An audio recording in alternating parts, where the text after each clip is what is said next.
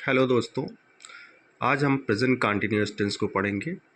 और present continuous tense में जो पहचान रहती है, कैसे हम किसी सेंटेंस को पहचानते हैं कि वो प्रेजेंट कंटिन्यूअस टेंस में है।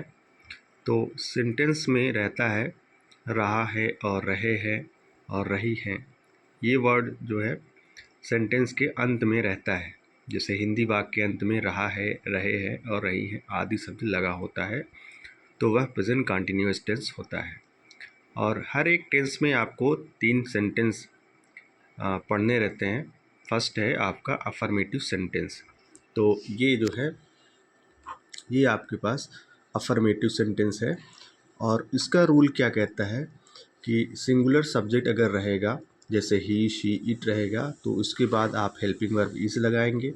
और प्लूरल सब्जेक्ट रहेगा, जैसे वी, यू, और कोई प्लूरल नेम रहेगा, तो उसके बाद आप आर लिखेंगे हेल्पिंग वर्ब। और उसके बाद आप आई के बाद आई एम लिखेंगे। अगर सब्जेक्ट आई आता है तो आप आई एम लगाते हैं, ठीक है।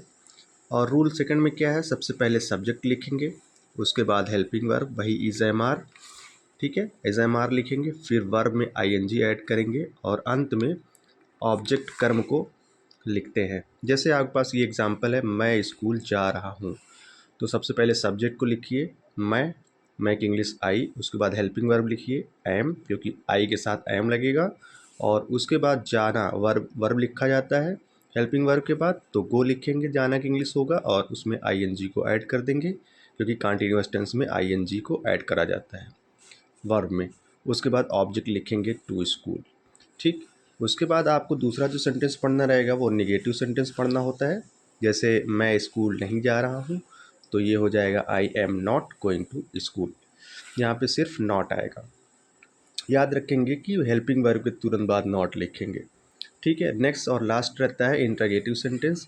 इसमें दो तरीके से सेंटेंस बनते हैं, जैसे क्या मैं स्कूल जा रहा हूँ, एक ये सेंटेंस होता है, और दूसरा होता है जब क्वेश्चन वर्ड सेंटेंस के बीच में आता है। अगर क्वेश्चन वर्ड सेंटेंस के स्टार्ट में आएगा, शुरू में आएगा, तो उसकी इंग्लिश नहीं लिखते हैं।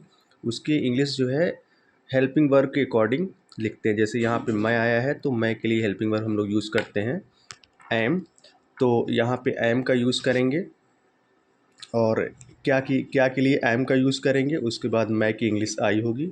फिर उसी तरह से वर्ब लिखेंगे गोइंग, उसमें आई एन जी ऐड हुआ है, और उसके बाद लास्ट में ऑब्जेक्ट को लिखेंगे। उसके बाद क्वेश्चन वर्ड लगाएंगे, क्वेश्चन मार्क लगाएंगे, और ये हो जाएगा I am I going to school. Means अगर क्वेश्चन वर्ड स्टार्ट में आएगा तो उसकी इंग्लिश नहीं लिखते हैं, क्या करते हैं, सब्जेक्ट के अकॉर्डिंग, माने मैं के अकॉर्डिंग क्या लिखेंगे, हेल्पिंग वर्ब लिखेंगे। ध्यान दीजिएगा इस पॉइंट को। उसके बाद ये सेंटेंस जो जिसमें क्वेश्चन वर्ड जब सेंटेंस के बीच में आ जाता है, तो हम लोग क्या करते हैं कि क्वेश्चन वर्ड की इंग्लिश सबसे पहले लिखते हैं।